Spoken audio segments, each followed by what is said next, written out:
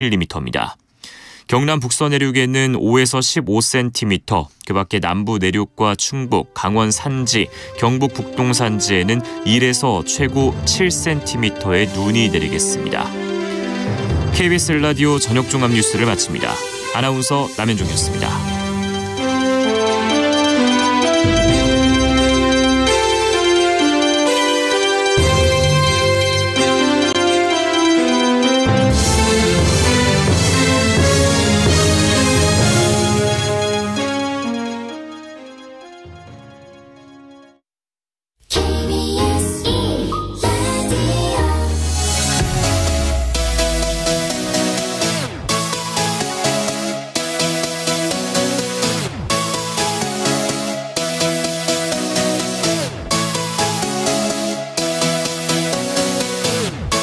KBS 열린 토론.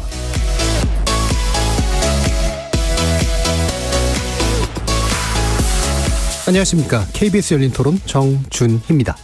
행정안전부 장관 이상민 탄핵소추안은 가결되었음을 선포합니다. 의회주의의 포기입니다.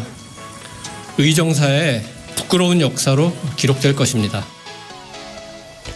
방금 들으신 내용은 이상민 행정안전부 장관 탄핵소추안 가결을 선포하는 김진표 국회의장, 그리고 이에 관련된 이도운 대통령실 대변인 발언이었습니다.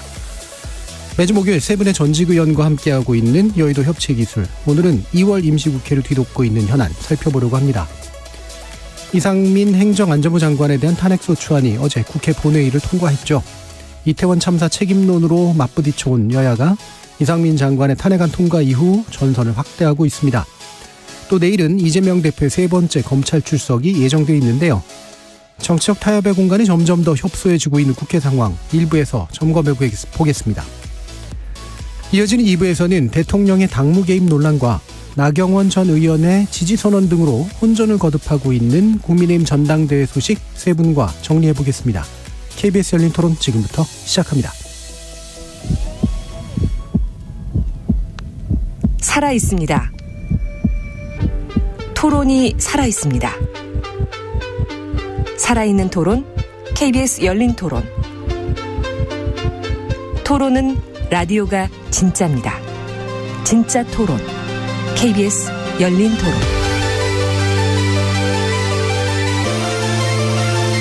오늘 함께해 주실 세 분 소개해드립니다. 이현주 전 국민의힘 의원 나오셨습니다. 네, 안녕하세요. 부드러운 카리스마 이현주입니다. 신경민 전 더불어민주당 의원 함께하셨습니다. 네, 안녕하세요. 신경민입니다. 박원석 전 정의당 의원 자리해 주셨습니다. 네, 안녕하세요. 박원석입니다. 저희 열린 토론 문자로 참여하실 분은 샵 9730으로 의견 남겨주십시오. 단문은 50원, 장문은 100원의 정보 이용료가 붙습니다. KBS 모바일 콩과 유튜브를 통해서도 무료로 참여하실 수 있습니다.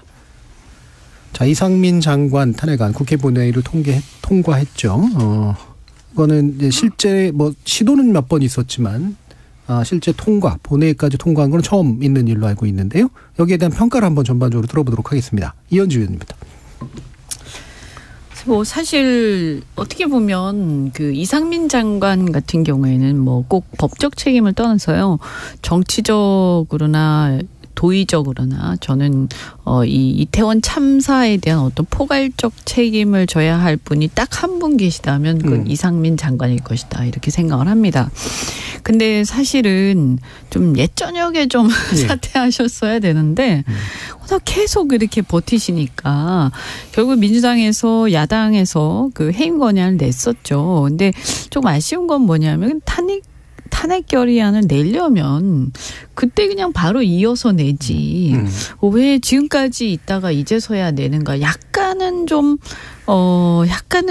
사실 생뚱맞달까요? 조금 감이 좀 멀어져 있어요. 국민들이 한참 막 분개하고 한참 마음 아파하고 이럴 때 함께 해야 되는데, 그래서 좀 그런 아쉬움이 있다. 그래서 민주당이 야당으로서 좀 원내 전략이나 이런 부분에서 많이 좀 미흡함이 보인다란 말씀을 드리고요. 물론 이제 그 정부나 우리 여당에서는 이 부분에 대해서 이렇게 비판을 하죠. 그러나 저는 개인적으로는 이분은 좀 사퇴하시는 게 이 문제를 매듭짓는 방안 중에 하나다라고 생각을 하고 있고요. 그다음에 이제 근데 여기에 대해서 지금 대통령실이 보인 반응에 대해서는 저는 좀 부적절하다. 예컨대 그냥 대통령실에서 환영한다고 할 수는 없죠. 그러니까 계속 그동안에 미온적으로 나왔기 때문에 이 부분에 대해서 뭐 유감스럽다든지 뭐 이렇게 말하는 것은 있을 수 있다. 그런데 여기서 보면 대통령실에서 뭐 의회주의 뭐 포기라고 그랬나요? 방금 같은 경우는 파괴라는 표현도 썼고 포기라는 표현도 썼습니다. 네, 그렇게 얘기하지 않았습니까? 그래서 이 부분은 또 굉장히 부적절하다. 왜냐하면 사실은 야당 국회에서는 이 탄핵 결의안이라는 것을 국회의 기능 중에 하나로 쓰는 거거든요. 그죠? 그래서 이 대통령이 그 인사권에 대해서 민심을 제대로 반영하지 않고 있으니까 이것을 국회가 탄핵 결의안을 제출함으로써 일종의 집행부, 행정부를 견제하는 기능을 한 것이고요. 헌법상의 어떤 권능을 행사해서요. 그리고 또 그것을 다시 받아서 헌재에서 그 최종적인 결정을 하지 않습니까? 또 이것은 뭐냐 하면 국회가 제출한 탄핵 소추안에 대해서 일종의 사법부에서 국회를 견제하는 또 기능을 갖고 있는 거예요. 그래서 저는 이런 것들은 헌법상의 권능들이기 때문에 이 자체에 대해서 무슨 의회주의 포기라든가 이렇게 얘기하고 하는 것은 그야말로 헌법의 정신에 대한 이해 또 민주정치의 어떤 권력분립의 이해 이런 것들에 대해서 조금 부족함이 아닌가. 좀 이거 이렇게 표현은 안 했으면 좋겠다. 그냥 좀 뭐랄까요? 그냥 유감스럽고 어쨌든 결정을 지켜보겠다라든지 뭐 이렇게 얘기하는 것이 훨씬 더 책임 있는 정부다운 모습이다라고 말씀을 드리겠습니다. 알겠습니다. 자, 대변인실 관련된 이야기 또 뒤에서도 아마 또 나올 것 같긴 합니다만 최근에 이제 발언들이 좀 센 편이긴 합니다. 여러 가지 면에서요. 한번 신경민 의원님 말씀 들어볼까요?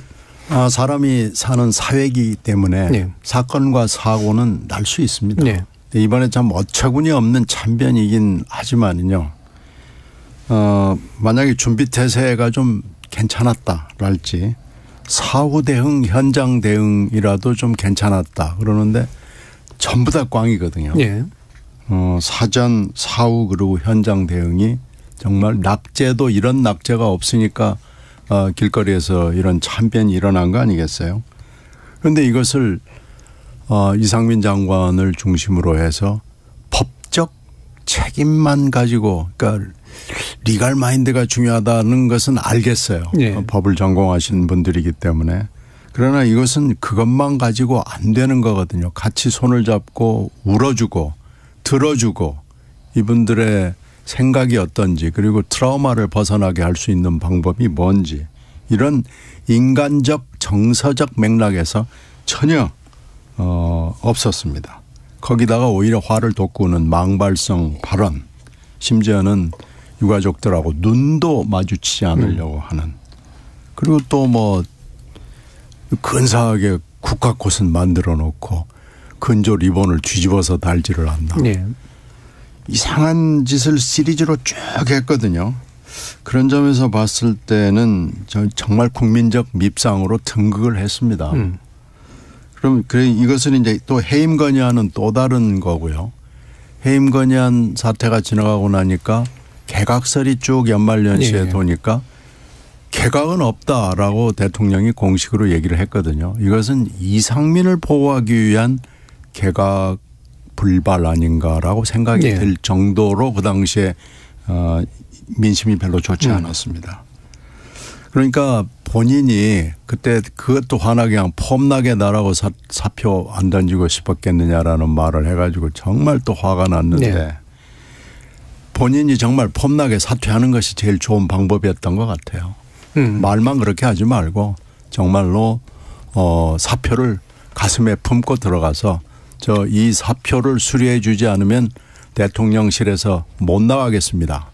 라고 얘기하는 그런 각오나 결기를 보여줬다라면 하는 아쉬움이 있어요. 근데 실기는 물론 야당이 100일이 넘어서 왜 이러느냐 또 방탄 아니냐라고 비판을 할 수는 있습니다만은 그러니까 국민 여론을 들어보면 이상민 장관이 물러나는 문제랄지 이번에 탄핵이랄 저는 데 대해서 여론의 다수가 지지를 보내고 있는 거 아닌가 싶습니다. 그런데 이제 탄핵이 된 마당에 사퇴도 이제 할 수 없게 됐습니다. 예. 이제는 뭐 집에 가서 앉아 있는 거 외에는 할 수 있는 일이 없게 돼 있고 헌재 구성이 어떻게 될지 지금 기약을 할 수 없는 상황이잖아요. 예. 저는 헌재가 구성을 하고 이걸 결정을 내리려고 하겠죠. 그러다 보면 상당히 늘어질 것 같기는 해요. 금방 신속하게 될 것 같지가 않아요. 헌재 구성을 두 사람이나 비기 때문에 누군가 지명을 하고 또 인사청문회하고 인사청문회가 또 조용히 지나갈 리가 없잖아요. 그러면 뭐 늘어지겠죠. 그러다가 보면은 180일이 훈시 규정으로 있습니다만은 180일 안에 뭐 될 수도 있고 안 될 수도 있고 뭐 이런 상황이기 때문에 하여튼 최악의 상황으로 지금 계속 끌고 가고 있고 이 최악의 상황이 이제야말로 이러지도 저러지도 못하는 꼼짝 못하는 상황이 당분간 진행이 될 것이기 때문에 아주 뭐 우리가 상정할 수 있었던 가장 나쁜 상황으로 지금 들어섰습니다. 예. 이게 이제 약간의 이제 이견은 뭐 있긴 하지만 그래도 이번에는 이제 야권의 일종의 공조이기도 한 모습도 나타나긴 했습니다. 그래서 박원석 의원 말씀 한번 들어보죠. 그러니까 뭐 일종의 지연된 정의의 실현. 뭐 물론 이제 아직 헌법재판소에 최종적인 심사가 남아 있습니다만 그렇게 평가할 수 있을 것 같고요. 결국 저는 윤 대통령과 여당이 오늘 이 상황을 자초했다라고 생각합니다. 이태원 참사가 물론 누구도 예상하기 어려웠던 그런 어떤 참사긴 합니다만 어쨌든 국가가 국민의 생명과 안전을 보호하는 게 국가의 가장 큰 책무지 않습니까?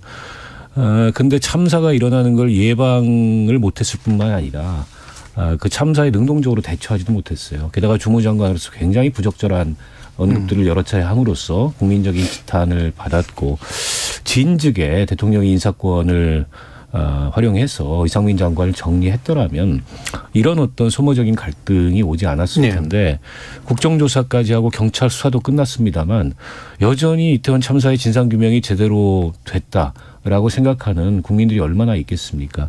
수사는 그냥 꼬리자르기로 끝났고 국정조사장에서도 이상민 장관이 했던 답변을 돌이켜보면 참 무책임하기 짝이 없는 그런 답변으로 일관을 했어요. 그렇기 때문에 국회가 저는 탄핵에 나설 수밖에 없었다고 보고 물론 이제 앞서 두 분 의원님 말씀하셨지만 민주당이 조금 더 일찍 했더라면은 좋았겠다라는 생각이 듭니다. 그래서 제가 이제 지연된 정의라는 표현을 썼는데요.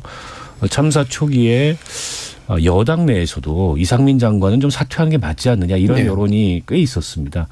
그때 바로 이 탄핵안을 제출했더라면 지금보다 어떻게 보면 헌재에서 그 인용 가능성도 더 높았을 수 있어요.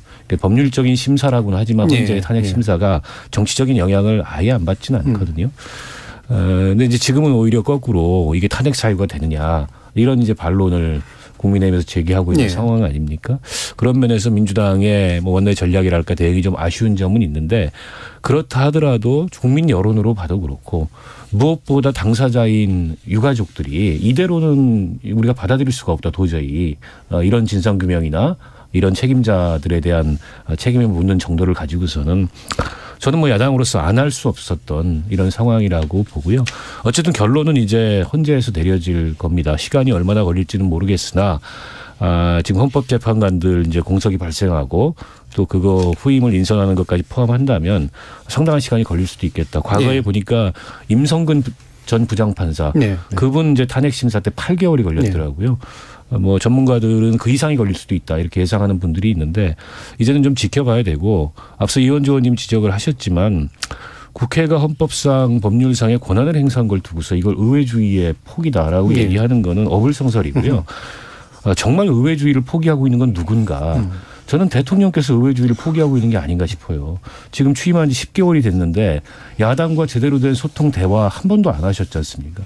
국회를 존중하는 모습을 전혀 보이지 않고 있고 그리고 여당 모습을 봐도 여당의 전당대회에 저렇게 깊이 개입해서 정당의 자율적 의사결정을 오히려 대통령이 가로막고 있는데 저는 이런 게 민주주의의 근간을 해치는 거고 일종의 의회주의를 포기하는 거고 삼권 분립의 왜곡을 발생시키는 일이라고 봐요. 그런 면에서 대통령실 대변인의 그런 언급은 약간 적반하장격 언급이 아닌가 이런 생각이 듭니다. 그러면 사실은 이제 뒤에 또 얘기할 그 사안들이 좀 많아서 넘어가야 되긴 하지만 이 부분은 짧게라도 한번 의견을 주셨으면 좋겠어요. 좀 이른 상황이긴 한데 이게 탄핵 사유가 되느냐, 즉 인용될 것이냐 또는 기각될 것이냐 아직은 좀 시간이 남았습니다만 아마 이제 민주당이 이제 뭐 시간을 좀 더 끌었던 뭐 나름의 이유 중에 하나는 국조 과정에서 이제 거짓말이 드러났다라든가 이런 이제 뭐 좀 위헌적이거나 위법적 요소들을 확보하고 그걸 탄핵 사유로 삼겠다라는 것도 좀 있었던 것 같은데 일단 신 의원님은 이 부분 어떻게 보시는지요?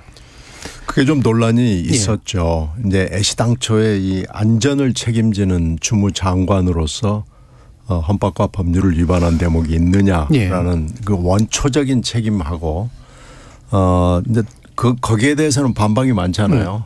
뭐 책임이 돼 있긴 하지만 실질적인 지휘나 이런 것이지 그게 형식적인 거 아니냐라는 반론이 있죠. 그리고 그 뒤에 일어났던 이제 수사랄지 뭐 국조랄지 이런 데서 또 기자회견이나 뭐 이런 데서 했던 모든 말들이 거짓말이 굉장히 많이 드러났거든요.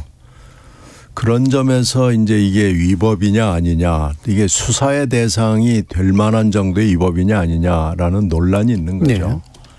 근데 하여튼 어찌 됐든지 간에 법에는 안전에 관련된 최고의 책임자라는 규정이 있거든요. 그러니까 이건 정말로 헌법재판소의 판단을 받아봐서 그 아마 이 뭐 어느 쪽으로 결론이 날지는 모르겠지만은 책임을 인정한다고 할 수도 있고 형식적인 책임일 뿐이다라고 할 수도 있죠. 그래서 그 결정을 가지고 인용을 할 수도 있고 기각을 할 수도 있고 이건 헌법재판소의 그 재판관 9명의 철학에 따라 달라질 것이고 그 헌법재판소의 구성이 어떻게 될지 모릅니다만은 6명 정도가 이제 인용을 결정을 해야 인용되는 거 아니겠어요?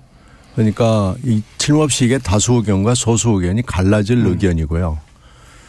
그것을 지금 예단을 하기는 매우 어렵습니다만은 형식적 규정은 분명히 존재한다. 이렇게 말씀드릴 수가 있습니다. 그러니까 이것은 판단을 받아봐야 된다. 그리고 당시 구성될 헌법재판관들의 인식과 철학에 따라서 결론이 왔다 갔다 할 수 있다. 뭐 이렇게 예상할 수 있죠. 일단 형식적 규정은 존재하기 때문에 이에 대해서 이제 헌법재판소가 어떤 헌법적 해석을 새로 만들어내느냐. 그게 새로운 기준이나 뭐 아마 사례가 될 수도 있을 것 같은데 이 의원님은 어떠세요? 네, 우선 뭐 어쨌든 경찰 그 당시에 그 치안을 책임지던 경찰이라든가 이런 조직에서 이 법률 위반은 성립한다고 봐야 될 것 같아요. 그래서 경찰이 갖고 있는 고유의 어떤 질서 유지 의무 이런 게 있죠. 그런데 그 당시에 이태원에서 그러한 축제가 있을 것이고 사람들이 상당히 많이 모여서 굉장히 혼잡하고 문제가 있을 수도 있다. 더군다나 이제 중간에 보면 신고까지 들어간 상황이고. 그래서 이 과정에서 경찰이 질서를 유지하고 시민들의 생명과 안전을 보호하기 위한 마땅한 어떤 책무, 법률상의 경찰로서의 책무를 다하지 않은 어떤 잘못이 있죠. 그래서 분명히 이 사건은 그런 면에서 인재 측면이 분명히 있는 건 맞습니다. 그러면 여기서 이게 경찰의 책임, 경찰의 어떤 법적 책무의 위반이 있다라고 하더라도요. 또는 이제 더 크게 보면 해석에 따라서는 헌법 위반이라고 볼 수도 있을 거고요. 어떤 국가의 어떤 국민의 안전 보호 의무 이런 거. 그런데 이게 그러면 그 경찰국을 지휘하는 그 행안부 장관의 헌법적 위반으로까지 해석될 것이냐 하는 이 부분은 사실은 아직까지는 선례가 없어요. 그래서 왜냐하면 지금 제가 알기로는 장관의 탄핵 소추 이게 처음인가 그렇죠? 국회 통과는 처음이죠. 그러니까 요거는 아마 지켜봐야 될 것 같고요. 그다음에 이제 이게 다만 한 가지 조금 마음에 걸리는 것은 이것이 이제 국회의 권능으로서 행사한 것은 맞는데 여야 간의 합의가 이루어진 건 아니지 않습니까? 그러다 보니까 이제 헌법재판소라는 것은 대개 이제 사법재판의 기능이긴 하지만 일반적인 우리가 대법원의 3심 재판하고는 달리 정치적 사법 재판이거든요. 그래서 실제로 여론이 어떻게 되느냐 그 당시에 그리고 이 당시에 여야 간에 서로 다른 정치 세력 간의 어떤 이 문제에 대한 의견 대립이 어느 정도 되고 이것이 어느 정도 합의가 됐느냐라는 게 굉장히 중요하게 정무적으로 영향을 미친다라고 저는 봅니다. 예를 들면 박근혜 대통령 탄핵 당시에 이 탄핵이 과거에 이제 그 노무현 대통령에 대해서 탄핵 의결을 한 적이 있었는데 그거에 비해서 어째서 그 당시에 박근혜 대통령에 대해서는 쉽게 인용이 만장일치로 되느냐 하는 걸 보면 다른 것보다도 여야가 사실상 합의해서 상당히 압도적인 다수가 이 의결에 참여했다라는 것이 전 영향을 미쳤다고 보거든요. 그런 것처럼 이번에 이제 이 부분에서 야당들의 합의는 있었지만 여당의 합의가 없었다라는 점에서 이 부분을 또 정무적으로 헌법재판소는 완전한 법률 재판은 아니기 때문에 정무적으로 이 헌재가 어떻게 이 부분을 해석하고 받아들일 것인가.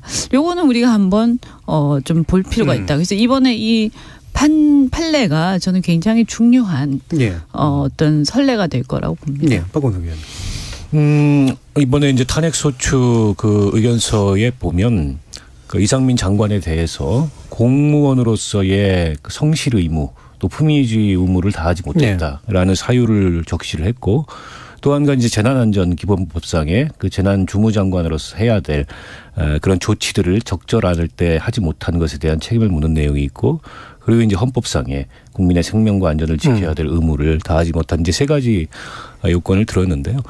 과거에 노무현 전 대통령 탄핵 그 심판 때 그 헌법재판소가 기각을 하면서 쓴 내용에 보면 무능함이나 단순한 어떤 정책상의 오판, 오류 이런 거는 이제 탄핵 사유가 될 수 없다. 그 말은 이제 법률과 헌법을 위반한 사실이 있어야 된다. 그런 그 내용을 근거로 이번에도 인용되기 쉽지 않을 거다. 이렇게 예측하는 전문가들도 있고 반면에 대통령에 대한 탄핵과 이게 임명직인 국무위원에 대한 탄핵은 그 엄격함 자체가 다르다. 왜냐하면 탄핵으로서 발생할 수 있는 손해나 위험이 대통령보다 훨씬 작기 때문에 당연히 그 요건도 더 엄격하게 봐야 되는 거 아니냐. 근데 이제 전례가 없다는 게 국무위원 탄핵이 국회에서 이렇게 가결된 전례가 막상 없어서 어떻게 보면 새로운 기준을 헌법재판소가 세우게 되는 셈인데요. 저도 이현주 의원님 말씀에 공감합니다. 이게 사법적 심사지만 헌재의 결정이라는 건 늘 정치적 영향을 받거든요.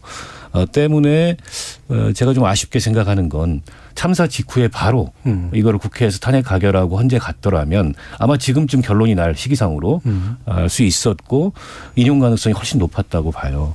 근데 이게 이제 이미 뭐 상당한 시간이 흘렀고 또 여야 간의 정쟁과 공방이 격화되는 가운데 이게 헌법재판소로 갔을 때 헌재가 어떻게 판단할지 그건 좀 예단하기가 어렵고 지켜봐야 될 것 같은데 아무튼 여러모로 이번에 새로운 선례를 우리가 이제 대통령 탄핵에 관해서는 한 번은 기각됐고 한 번은 인용됐던 그런 선례가 있는데 상대적으로 대통령보다는 덜 중요하지만 국무위원에 대한 탄핵 심판은 헌재도 처음 하는 거여서 아마 이번에 그런 새로운 기준을 세우는 그런 계기가 되지 않을까 싶고 저는 개인적으로 제가 법률가는 아닙니다만 앞서 이제 거론했던 그런 법률과 헌법 위반 사실이 충분히 인용될 수도 있다. 이 이태원 참사의 성격으로 봤을 때 인용될 수 있고 이상민 장관의 그동안의 여러 가지 부적절한 언행 또 그에 대해서 인사권자가 아무런 책임을 묻지 않은 이런 것들이 종합적으로 사실은 충분히 탄핵 인용 사유가 될 수 있다고 저는 개인적으로 생각합니다. 한 가지만 제가 덧붙이면 이 사건이 나기 전에 경찰국을 가지고 우리가 굉장히 오랜 동안 논란을 벌였잖아요. 그런데 경찰국을 신설해야 되겠다는 이유를 대면서 행안부 장관 나에게 모든 지위와 책임과 권한이 있다라고 굉장히 큰 소리를 쳐놨거든요. 그리고 나서 이 사건이 딱 참사로 터지니까 저는 사실 뭐 그렇게까지는 잘 모르고요. 그냥 형식적으로 그냥 뭐 이렇게 뭐 책임이 있는 걸로 돼 있는데 사실은 경찰이나 소방이 다 하는 겁니다 하고 슬쩍 말하는 이중성을 보였거든요. 그러니까 일이 터지니까 뒤로 빠지고 자기가 필요한 일이 있을 때는 내가 전부 다 책임과 뭐 지휘를 하는 거다. 내가 왕이다 라고 이렇게 얘기를 큰 소리를 빵 쳐놓은 거 아니겠어요? 그럼 왕 노릇을 했으면 책임을 져야죠. 그러니까 사실은 만약에 경찰국이 신설되기 전이라면요. 예.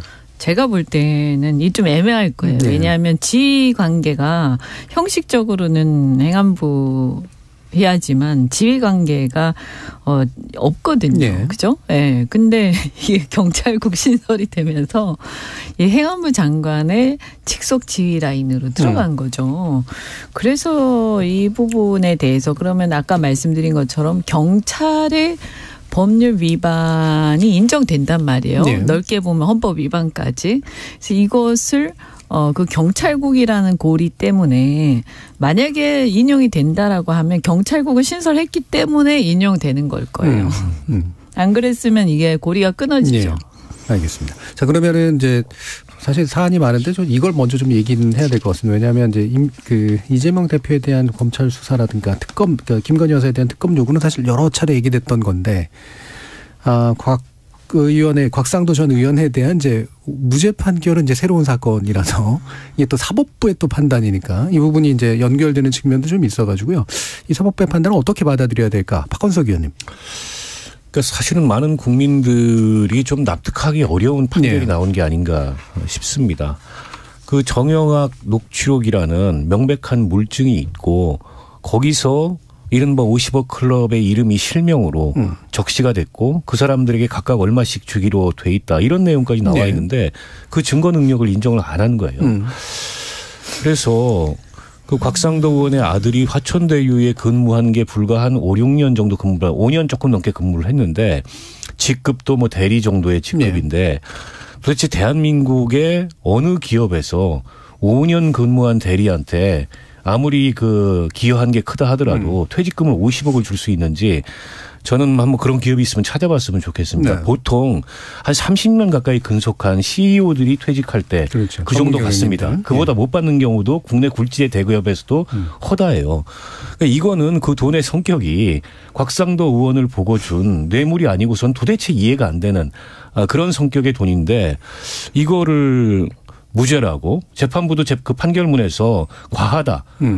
상식적으로 봤을 때 이런 표현을 여러 군데 썼지만은 결론을 무죄로 내린 건 도저히 이건 납득하거나 받아들이기가 어렵고 근데 이제 그 법원 판결의 한계라는 거는 검찰이 수사하고 기소한 범위 내에서 이루어지는 겁니다. 그렇죠. 때문에 애초부터 검찰이 일종의 의도된 부실을 저지른 거 아니냐.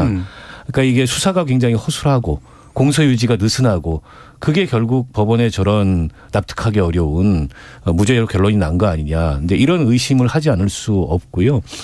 때문에 이거는 저는 논리적으로 보면 이렇게 되면 특검 얘기를 꺼내지 않을 수 없는 상황입니다. 게다가 지금 곽상도가 한 사람 빼고 박영수, 권순일 이런 분들에 대해서는 아무런 지금 수사가 이루어지지 않고 있지 않습니까? 권순일 대법관 한 차례 조사받은 것 이외에는 지금 그 어떤 수사도 진행이 안 되고 있어요. 이거는 못하는 게 아니고 안 하는 거죠. 그리고 지금 이제 대장동 사건이 뭐 파장이 이게 한두 군데 미치는 게 아니잖아요. 그리고 이재명 대표 사건까지를 포함해서 다 묶어서 저는 특검으로 가는 게 이렇게 되면 맞는 거 아니냐. 거기에 어떻게 보면은 이번 그 1심 판결이 일종의 이제 계기를 제공하고 명분을 제공하는 측면이 없지 않아 있다. 이렇게 봅니다. 그러니까 대장동 특검이라고 하는 형식의 정당성에 뭔가를 의미를 부여하는 상황이 돼버렸다. 자, 이현주 의원님, 방금 이제 박 의원님께서 얘기해 주신 것처럼 검찰의 부실한 수사와 기소가 영향을 미친 거냐, 아니면 사법부가 좀 이상한 판단을 내린 거냐? 저는 뭐 둘 다라고 생각을 합니다. 일단 검찰의 부실한 수사 및 공소 유지 이거는 분명히 있었던 것 같고요. 왜냐하면 법원에서 뭐라고 하면 판결에서 아들이 대리인으로서 뇌물을 수수한 것이 아닌지 의심드는 사정들이 존재하지만 그러면서 아들이 독립된 생계를 유지하기 때문에 무죄다 이렇게 나오거든요. 그러니 여기서 보면 이제 의심이 드는데 이 부분을 검찰이 연결고리를 수사를 안 하고 증명을 안 했다 이런 얘기죠. 그래서 사법부에서도 자신들의 어떤 뭐 책임 내지 비난 가능성 이런 것들을 좀 피하기 위해서 이런 걸 쓴 건가 하는 생각도 드는데 그럼에도 불구하고 법원에서도 이 정도 되면 검찰 보고 그걸 입증하라고 계속 요구를 했었어야 되는 거죠. 성명이나 이런 과정을 통해서요. 근데 그냥 판결 내려버린 거예요. 이 상태에서. 그래서 저 굉장히 무책임하게 재판을 진행했다라는 생각이 들고요.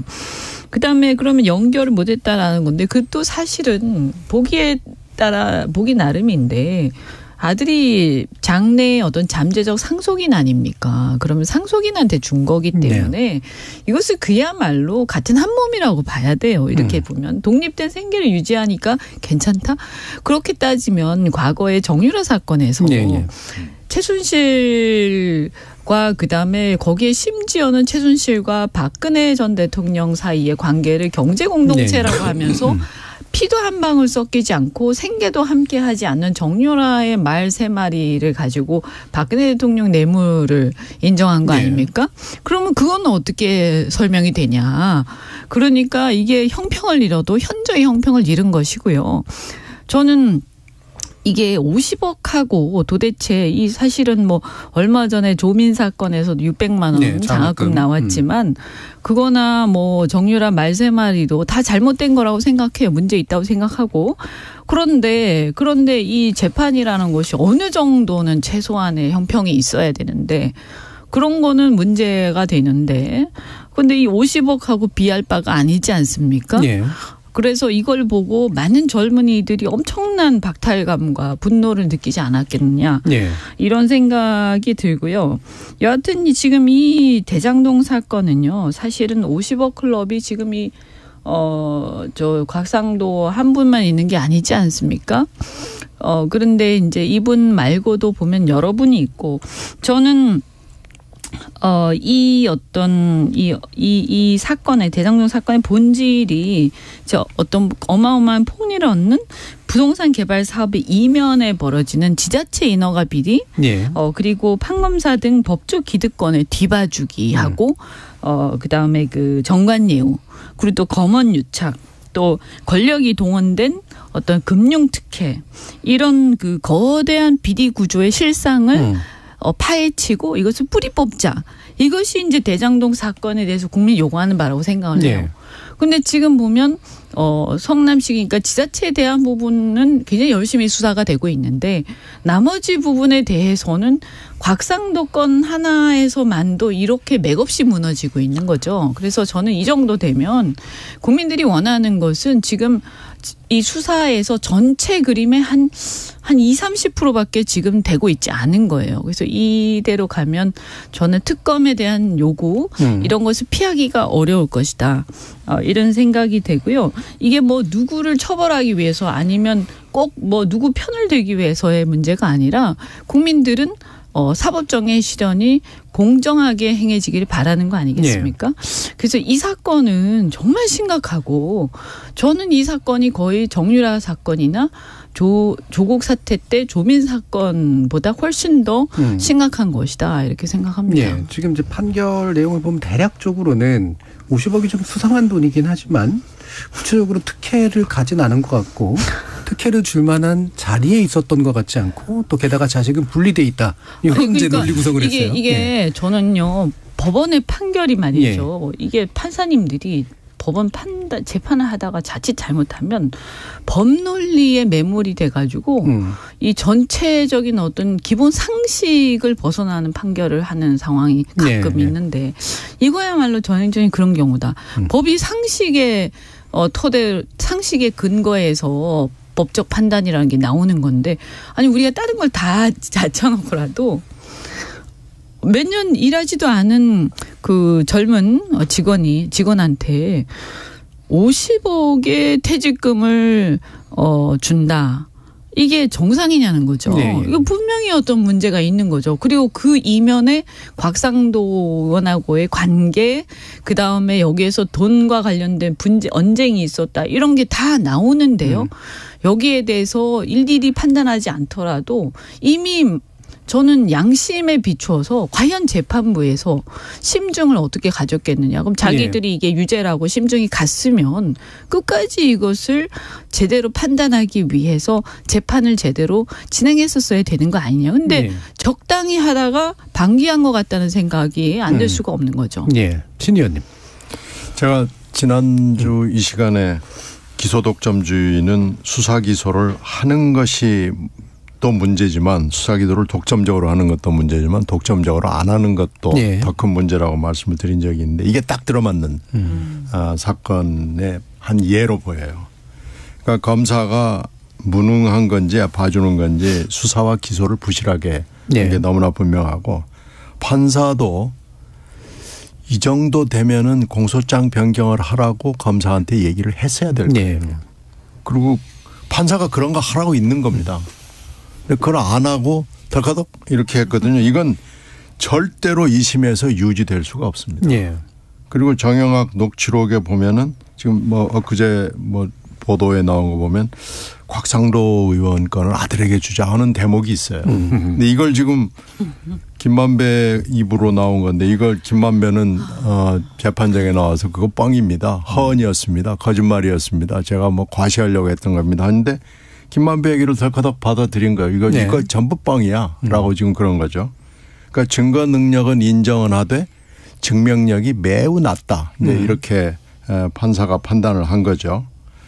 그러니까 여러 가지로 봐서 이게 불멸의 신성가족이 이렇게 봐주는구나라는 것을 보여준 거예요. 만약에 이런 비슷한 녹취록이 있고 이게 지금 검사 출신 의원의 아들이 아니고 다른 사람 같았어도 이렇게 판결을 만들어낼 수 있을까요? 이건 2심에서도 이 판결이 유지된다 그러면은 저는 재판소 전체에 대한 아마 불신 운동으로까지 번져나갈 정도로 심각한 판결을 어저께 내린 겁니다. 그러면 이렇게 가면 그런데 이건 뭐 뇌물의 요건에 맞지 않는다 뭐 대가성 어쩌고 저쩌고 얘기하는데 그것도 아무리 봐주려고 들어주려고 그래도 납득이 안 돼요. 그리고 뭐 업무 관련성 어쩌고 저쩌고 하는데 그 구성요건 해당성이라는 그걸 가지고 지금 얘기를 하는 건데요. 그 구성요건 해당성의 하나하나를 이 요건이 지금 몇 개 됩니다. 보면은 다 해당이 돼요. 그리고 이 아들 곽 씨의 업무가 분양 업무였습니다. 근데 이 분양 업무가 한 회사로 다 가버려요. 그러니까 일도 한 게 별로 없는 거예요. 그런데 이게 지금 뭐 30대 재벌회사들의 임원들이 받은 퇴직금을 보니까 한 뭐 3위 아니면 4위더라고요. 그러니까 이 정도 되면은 이게 검사 잘못인지 판사 잘못인지 아니면 두 사람 다의 잘못인지 저는 뭐 두 사람 다의 잘못이라고 생각합니다. 이 사람들이요. 뭔가 좀 성명이 필요합니다. 물론 뭐 판사는 판결로만 말한다 어쩌고 저쩌고 하면서 숨는데 이거 숨을 수 없는 사건이 돼버렸고요. 검사는 뭐가 잘못돼서 이런 판사가 결론을 내릴 수밖에 없게 됐는지 검사도 검사 나름대로 성명이 필요합니다.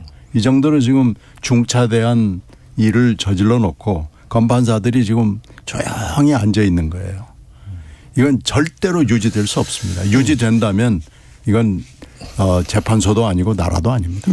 제가 좀 짧게 덧붙이면은 그 법률가들이 법을 독점하는 세태를 빗대서 그런 뭐 비꼬는 말이 있는데 의심이 가면 법률가에게 유리하게 하는 말이 있는데 피고인이 아니라 정확히 얘기하면 이건 의심이 가면 검사에게 유리하게라고 저는 생각합니다. 그리고 유검무죄, 무검유죄라는 말이 나오지 않을 수가 없어요. 그리고 이른바 50억 클럽의 면면을 보십시오. 박영수, 최재경, 김수남, 곽상도 전부 검찰 특수부 검찰 출신들이에요. 과연 지금의 검찰이 윤석열 정부의 검찰이 이렇게 구체적으로 명단과 액수가 적시된 물증을 가지고 있는 이 50억 클럽의 그 면면들 그 특수부 검사 출신들의 본인의 선배죠. 윤석열 대통령의 여기에 칼을 댈 수 있느냐 없느냐가 결국 윤 대통령이 그동안 그렇게 얘기해왔던 공정과 상식의 또 하나의 잣대가 될 수밖에 없다. 지금까지로 봤을 때는 그냥 뭉개고 있는 겁니다. 특검 얘기가 안 나올 수가 없어요. 그런데다가 정영학 녹취록을 증거 능력을 없는 걸로 지금 이번 재판에서 봤는데 대장동 재판에서는 어떻게 할 거냐는 거예요. 그렇죠. 이재명 재판에서는 어떻게 할 거냐는 겁니다. 대장동 일단 재판에서는 어떻게 할 거냐. 물론 이제 재판부가 다르면 그 물증의 증거 능력에 대해서도 다르게 볼 수는 있겠지만 어쨌든 이게 법원의 판결이라는 거는 일종의 일관성을 가져야 되는 거 아니겠습니까? 상충될 가능성이 생기죠. 그런 면에서 갔을 때 이거 상당한 모순이 발생할 수도 있어요. 그래서 제가 보기에 이재명 그 대표에 대한 물론 이제 수사가 많이 진행이 됐습니다만까지 포함해서 저는 특검으로 가야 된다라는 주장의 정당성이 이번 판결로 인해서 상당히 생기고 있는 게 아닌가라고 생각을 합니다. 사실 그 생각을 해보면 아까 방금 말씀하셨지만 그 50억 클럽에 해당되시는 분들이 전부 다 검찰 고위직들이고 그다음에 한 분은 이제 대법관이 있지 않습니까? 대법관 출신이시고 그렇게 본다면 애초에 이 사건은 공정한 수사와 재판을 기대하기 어려운 사건 아니었는가. 그래서 사실은 처음부터 이게 그 지자체 관련된 거나 언론 관련된 부분을 빼고는 그 일당에 관련된 걸 빼고는 이 법조계의 어떤 카르텔에 대해서는 건드리기 상당히 어려운 게 예상이 되는데 그럼에도 불구하고 지켜봤는데 예상대로 나온 거죠. 그래서 이제는 더 이상 변명의 여지가 없어졌다. 그리고 이것은 뭐 누구의 유불리를 떠나서요. 사실 이런 상태로 가면 이재명 대표에 대한 수사 자체도 저는 어떤 결론을 내기 어려울 거라고 봐요. 그래서 이것은 양당 공이 이 부분에 대해서 그냥 이건 특검을 하라라는 건 아마 국민의 뜻이 될 것이고 양당이 빨리 검토를 해서 특검을 빨리 시작하는 게 맞지 않겠냐. 그리고 이게 단순히 50억 클럽이다 뭐다 이 문제가 아니라 이 이면에 관련되어 있는 것들이 결국에는 이 사업이 이렇게 폭리가 가능한 구조가 되게끔 사업의 어떤 자금의 조달 또 사업이 자체가 성립될 수 있게끔 한 어떤 전체적인 기획 또는 그 뒤에 큰 어떤 힘의 흐름 이런 것들하고 지금 연결된 게 아닌가 이렇게 의심이 되지 않습니까? 그래서 이것은 굉장한 어떤 저는 게이트다 이렇게 생각이 듭니다. 이게 그래서 이제 정치적 견해에 의해서 갈리던 것에서 자칫하면 사법부라든가 또는 검찰권에 대한 국민적 불신으로 이제 번질 수 있는 그런 가능성 이 부분에 대한 언급들을 마무리해 주신 것 같습니다. 자, 1부 마무리하고요. 청취자 여러분들이 보내신 문자 들어보고 이어지는 2부 진행하도록 하겠습니다. 정의진 문자 캐스터. 네, 지금까지 여러분이 보내주신 문자를 소개합니다. 0013님. 예부터 장수는 진퇴를 잘 판단하고 그 시기를 놓치지 말아야 합니다. 이상민 장관은 그 시기를 놓쳤습니다. 정승태님. 이번 이상민 장관 탄핵은 삼권분립 원칙에 어긋나는 행태입니다. 유튜브에서 김옥수님, 국민이 직접 탄핵을 못하니 국민의 대표기관인 국회가 탄핵한 것인데 국회의 행포라뇨. 2867님, 이상민 장관이 일찌감치 사표를 내고 물러났으면 조용했을까요? 책임감 없이 사표만 내면 끝이냐고 또 물고 늘어졌을 겁니다. 9381님, 국민의 생명을 지켜줘야 할 정부가 책무를 다하지 못해 참변이 일어났습니다. 민의 대의기관인 국회의 결정을 놓고 의회주의 포기라는 등 적반하장의 태도를 보이는군요. 그런 태도야말로 민의를 무시하는 행태 아닐까요? 7606님, 세상에 완벽한 사람은 없습니다. 임명 초기 한 번의 잘못된 대처로 만회할 기회조차 빼앗은 것은 너무하다고 생각합니다. 라고 보내주셨네요. 네, KBS 열린 토론. 이 시간은 영상으로도 생중계하고 있습니다. 유튜브에 들어가셔서 KBS 1라디오 또는 KBS 열린 토론을 검색하시면 방송에 참여하실 수 있습니다. 방송을 듣고 계신 여러분이 시민 논객입니다. 계속해서 청취자 여러분들의 날카로운 시선과 의견 보내주세요. 지금까지 문자캐스터 정의진이었습니다. 토론이 세상을 바꿀 수는 없습니다. 하지만 토론 없이 바꿀 수 있는 세상은 어디에도 없습니다.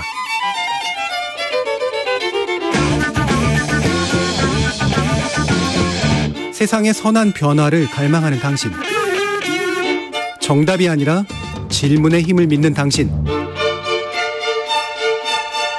우리 KBS 열린 토론에서 만납시다.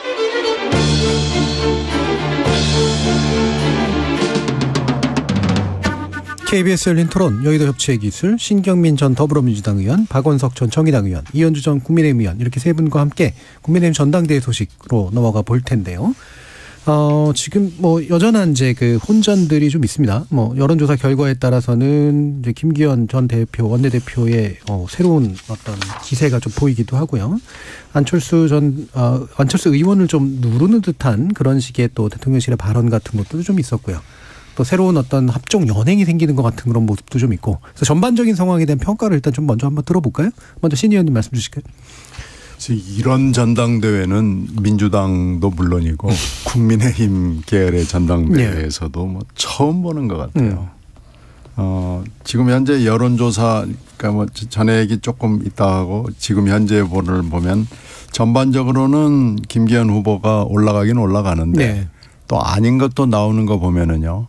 그리고 여론조사 기관의 신뢰도 같은 것도 좀 감안해서 보면은 아직 완전하게 김기현 후보가 50%를 확 넘어섰다. 그래서 결선 투표가 필요 없다. 이런 느낌을 주지 못하고 있습니다. 그리고 이제 김나연대가 과연 얼마나 힘을 가질 것인가라는 것도 지금 매우 의심스럽고요. 근데 천하람 후보의 그 돌풍이라고 그럴까요? 약진이라고 그럴까요? 이런 걸 보면은 역시 친윤도 있지만은 비윤이나 반윤도 만만치 않구나. 그리고 윤 정부의 성공을 바라는 사람들이 뭐 국힘당 지지자들 내지는 당원들이 대부분이겠죠. 그럼에도 불구하고 이런 식으로 당이 운영이 되는 것이 총선 승리, 그게 결국 윤 정부의 승리가 될 텐데 이게 도움이 되지 않을 것 같다라고 보는 당원들이 꽤 있다. 그래서 사실은 결선 투표로 가지 않을 수가 없는 거 아닌가라고 생각이 되고요. 내일 물론 대표 4분 컷오프가 돼가지고 4분 나올 텐데 그 4분은 순서는 잘 모르겠지만은 뭐 빤하거든요. 그 4사람이 누굴 것이다라는 거에 대해서 의심을 품거나 갑자기 뭐 돌발적으로 이 사람이 될 것이다 하는 것은 없는 것 같아요.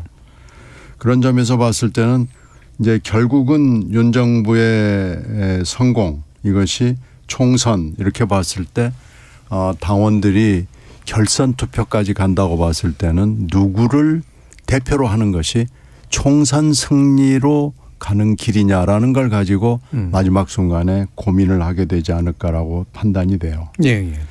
그런데 하여튼 이런 난장판, 아사리판 전당대회를 처음 볼 수밖에 없는 게 대표나 최고위원이나 마찬가지입니다마는 나오겠다 그러면요. 사실 입장료 내면 들어가는 거거든요. 그 사람이 물론 범죄자나 뭐 이런 아주 엄청난 하자가 있는 사람이 아닌다면은 톨비만 내면 다 들어가게 돼 있는데 이번에는 톨비 내고 나 할 만한 사람이다라고 하는데도 다 지금 말하자면 집단 린치를 당하거나 아니면 생매장이 돼가지고 다 사라져 버렸거든요. 그것도 국민들이 굉장히 인지도가 높고 괜찮은 사람이라고 하는 사람들이 다 그렇게 돼 있거든요. 그러니까 이준석 지금 입만 남기고 입만 지금 공중에 있고는 매장된 거죠. 유승민은 고층이나 절벽에서 지금 밀어 떨어져 가지고 지금 말도 못하고 있는 상황이죠.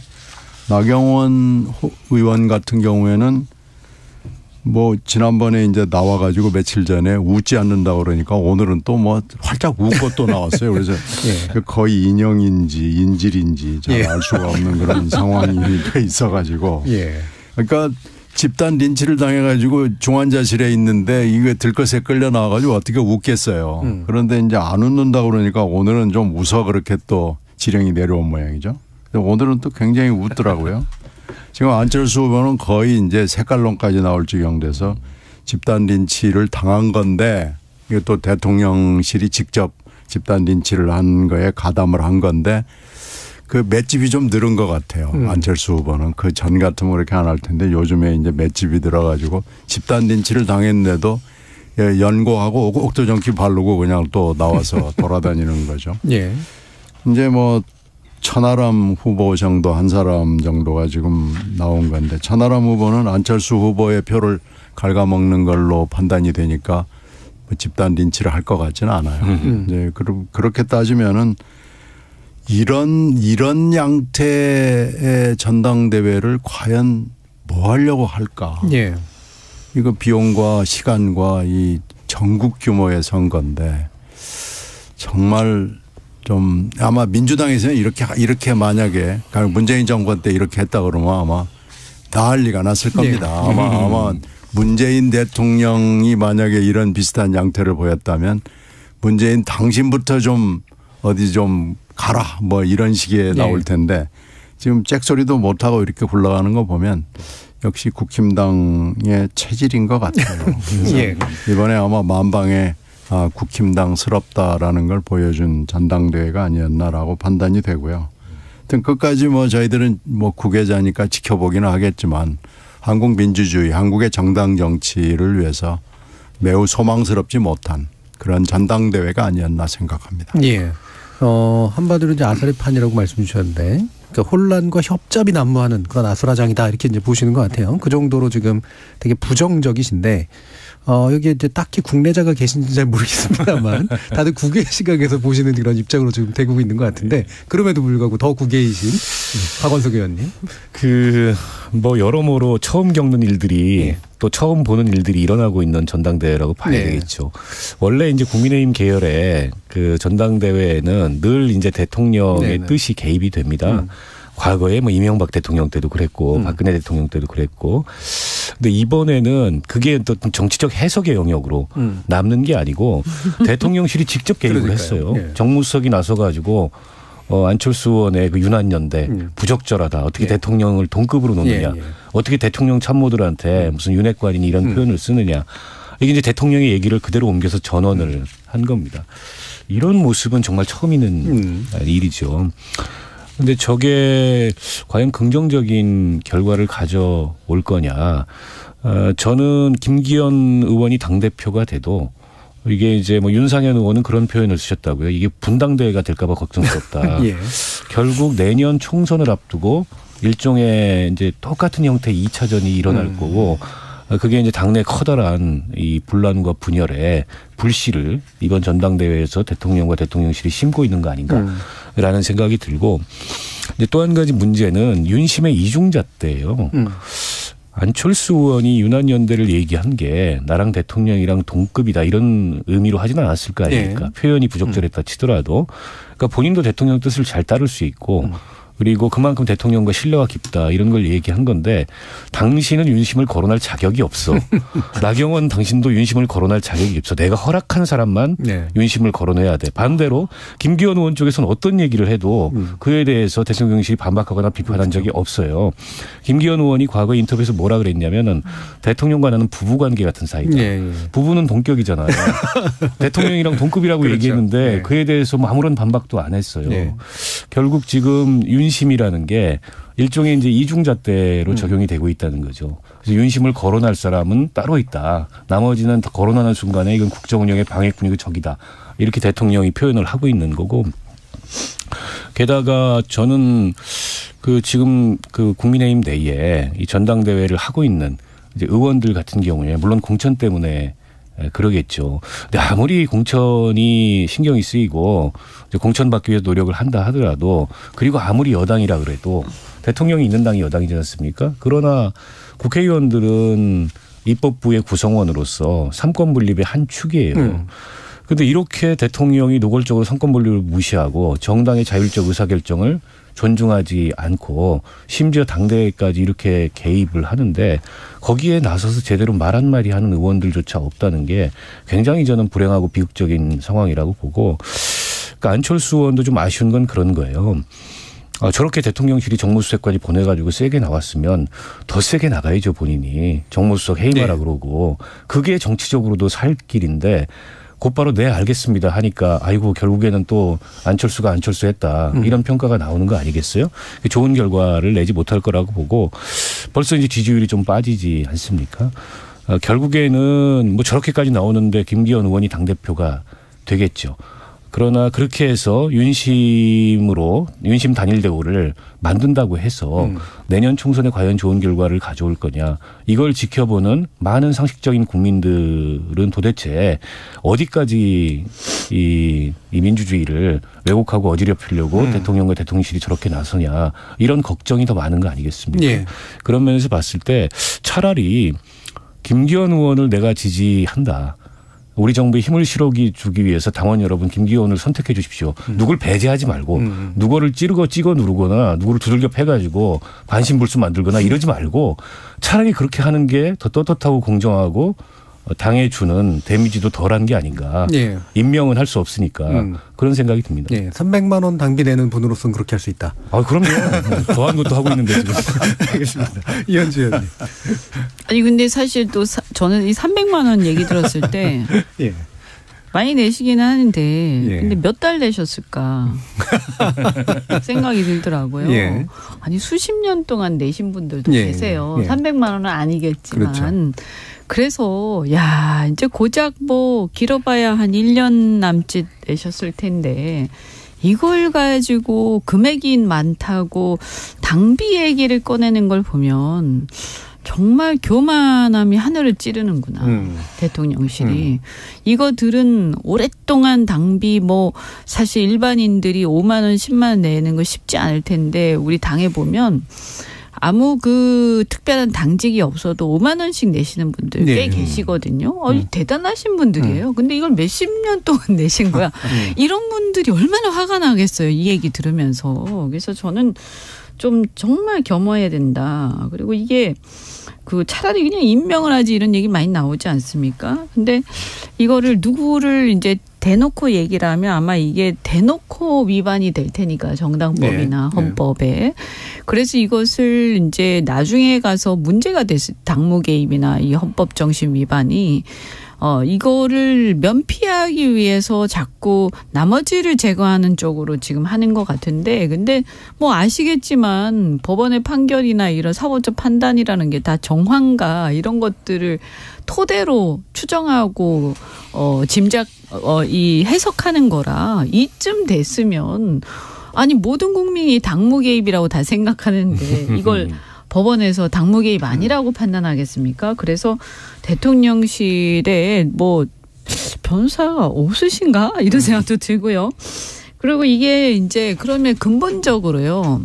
저는 도대체 이 정신이 완전히 훼손됐다. 보수 정당으로서 예를 들면 보수주의자도 있고 자유주의자도 있고 이럴 텐데요. 네.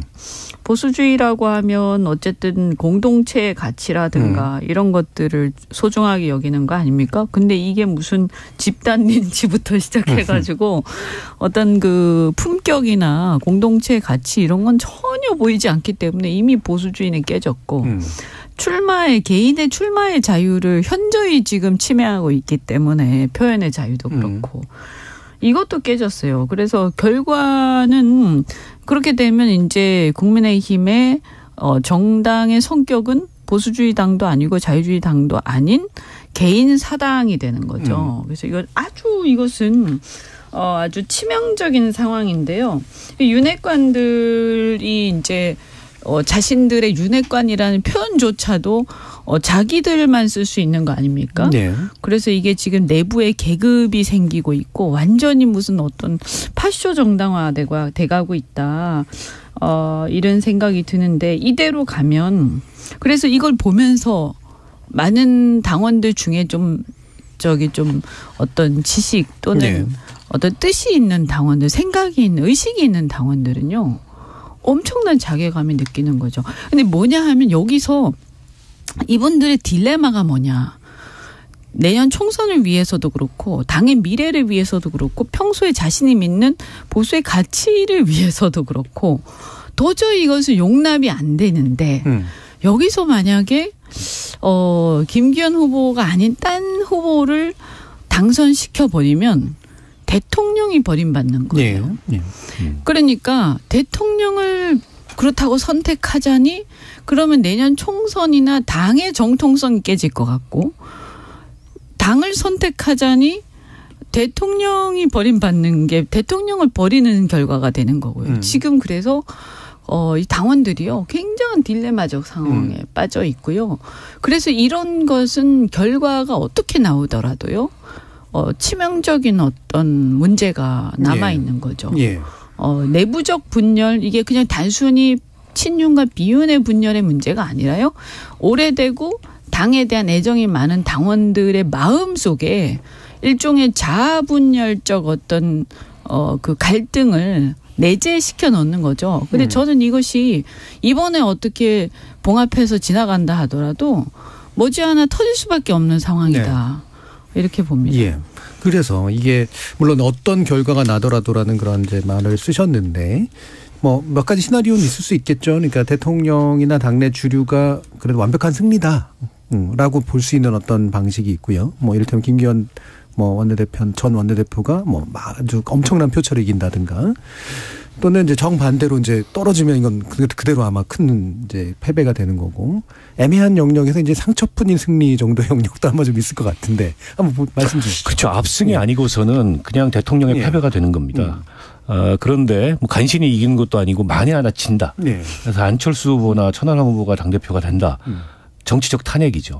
그것도 국민의힘 당원들에 의해서 바로 레임덕입니다. 그래서 그런지 심평 변호사가 탈당 시나리오를 거론했는데 그건 이제 탈당을 하는 게 아니고 탈당을 당하는 거죠. 냉정하게 보면.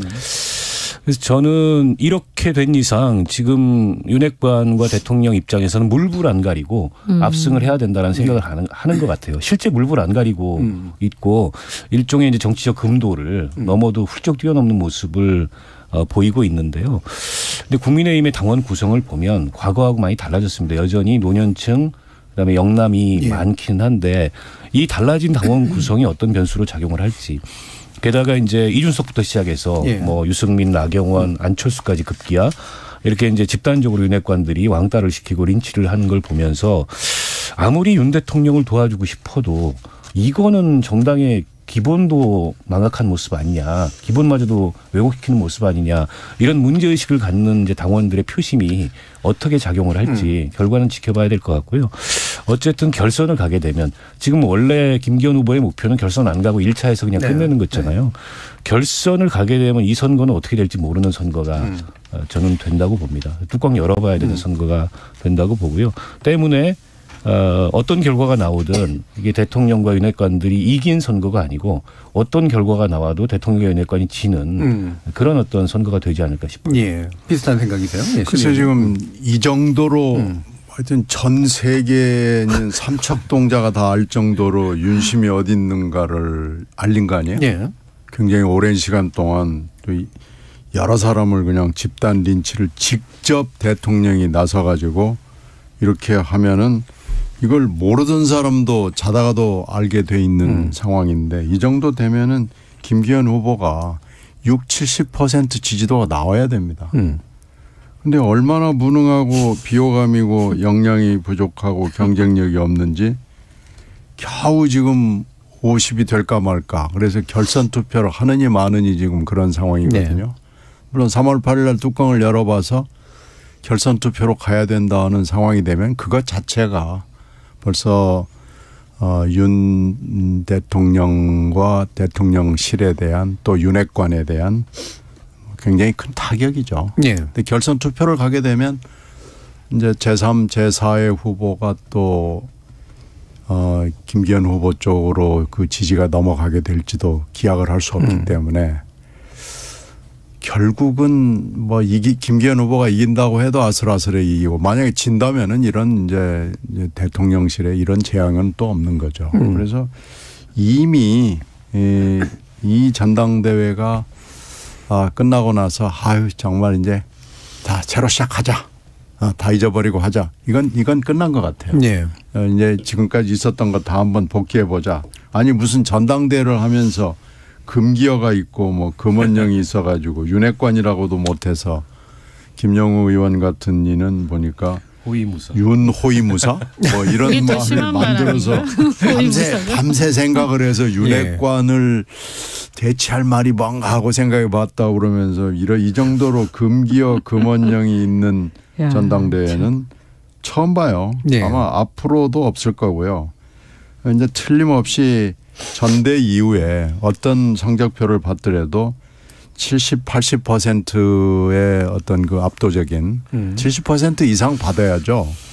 그렇지 않다고 그러면은 이 후유증은 굉장히 오래 가고 깊이 가고 이제 공천을 둘러싼 여러 가지 뭐 2차 대전이 시작되겠죠. 근데 지금 하는 걸로 봐서는 이번에 아주 뭐 정말로 사람들 눈살을 찌푸리게 했던 것은 나경원 의원에 대한 그 연판장이었을 거예요. 그게 이제 공천권을 의식을 한 초선 50명이죠. 50명이 한 거고 또 더 각오하는 또 9명이 가가지고 사과를 하는 거 아니겠어요? 네. 사과를 한 게 아니다 또 이렇게. 또 사과가 아니다고 또 얘기를 하고 뭐 분명히 사과하고 제발 좀 나 의원님 나와주세요 하는 그 애걸하는 자리였는데도 불구하고 또 뭐 웃었네 웃지 않았네 그러면서 이런 코미디가 없습니다. 그래서 이 전당대회는 이미 실패했고 앞으로도 딱 한 가지 지금 경우의 수밖에 없는 거죠. 압승을 하는 김기현 후보가 압승을 하는 그런 상황이 아니라 그러면은 굉장히 시끄러운 후유증을 이미 안고 있다. 이렇게 전망합니다. 지금 여론조사들 이렇게 궁금하실 것 같아서 제가 두 개는 구체적으로 좀 말씀을 드리면 넥스트 리서치가 SBS 의뢰로 지난 6일에서 7일 사이 국민의힘 지지층 대상으로 조사한 결과인데요. 안철수 전 의원이 32.9%, 김기현 전 원내대표가 25.6% 이렇게 나왔었고요. 리얼미터가 미디어 트리뷴 의뢰로 지난 6, 7일 같은 기간 동안 또 같은 대상으로 조사한 국민의힘 지지층 대상으로 조사한 결과는 김기현 후보가 45.1%, 안철수 후보가 30.4%로 나왔습니다. 관련된 자세한 상황은 중앙선거 여론조사심의위원회 홈페이지를 참조하시면 되고요. 어쨌든 김기현 지금 후보가 뭐 약간의 그래도 상승세를 그나마라도 얻어가고 있긴 하지만 이게 이제 실제로 안철수 후보 같은 경우에는 흔히 말하는 발광체가 아니라 반사체라고들 얘기하는데 이렇게 반사되는 불만이 이제 사실 만만치 않는 것만은 분명한 것 같아서 과연 어떤 결집들을 이룰지 일단 뭐 이현주 의원하고 말씀 좀 주실까요? 그러니까요. 지금 여기서 이게 반사체다 보니까 지금 뒷심이 딸리는 거예요. 그래서 최근 들어서 이렇게 좀 빠지고 안철수 후보가 빠지고 이 김기현 후보가 상승하는 데는 저는 이제 뭐 무슨 김나 뭐 이런데 뭐 이런 것보다는 사실은 그건 너무나 그 자발적이지 않은 게 너무나 확연히 드러났기 때문에 그 효과보다는 안철수 후보가 대통령실의 어떤 압박에 못 이겨서 결국에는 윤핵관이란 말 쓰지 않겠다 이러면서 이 납작 엎드린 이것 때문에 사람들이 볼 때 이 분노를 제대로 받아내지 못해서 실망한 표들이 지금 약간 느슨해지고 있다. 이런 게 하나 저는 그게 제일 큰 것 같고요. 그 다음에 이제 천하람 후보하고 결국 안철수 후보하고 어떻게 보면 반윤 또는 비윤의 이제 성격이 원래는 좀 달랐습니다. 달라야 됩니다만 워낙 이것이 이제 대통령실과 대통령 관련된 분들의 어떤 전횡이 워낙 심각하다 보니까 이 반발이 한쪽으로 결집되는 그런 상황들이 오는 거죠. 그러다 보니까 이것이 이제 조금 그 표가 두 갈래로 나뉘는 게 있습니다. 그래서 이 표의 어떤 결집을 나중에 끝으로 가면서 한쪽으로 과연 결집이 될 것이냐 하는 것도 좀 봐야 될 것 같습니다. 박 의원님도 한 1분 정도. 뭐 안철수 후보는 머리가 복잡할 것 같아요. 결국에는 대통령과 윤핵관들을 분리하고 나는 대통령과 여전히 사이가 좋다. 이걸로 이제 선거를 거기다 이제 나는 확장성이 있다. 이걸로 선거를 치르려고 했는데 이제 전자가 거의 무력화된 거 아닙니까? 대통령 거론하지 말고 또 윤심 거론하지 말고 윤핵관 거론하지 말고 근데 본인이 바로 네 알겠습니다가 아니고 오히려 이 선거가 지나칠 만큼 대통령실에서 선거에 개입하는 거에 대해서 초반에 잠깐 그런 반응을 보였습니다. 정진석 비대위원장을 향해서 이거 경고해달라고 했는데 정무수석 왔다 가고 나서 이제 급기야 이제 완전히 꼬리를 내린 상황이 된 거죠.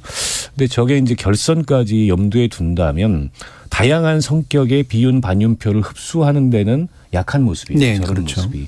오히려 좀 대가 있게 대통령실은 개입 말라 이러면서 나갔어야 결선 갔을 때 다양한 색깔의 비윤 반윤표를 안철수 후보가 모을 수 있는데 결국 지금 이제 뭐 정책 대결하자라는 것밖에 안 남았거든요. 그러니까 원론적으로 선거의 본질을 봤을 때 정책 대결이 맞죠. 근데 정책 대결은 손바닥이 마주쳐야 소리가 나는데 한쪽은 계속 안철수를 비난하고 색깔론까지 동원하는데 나만 이제 혼자 고고하게 정책 대결 하겠다. 이게 잘 안 되거든요. 생각보다.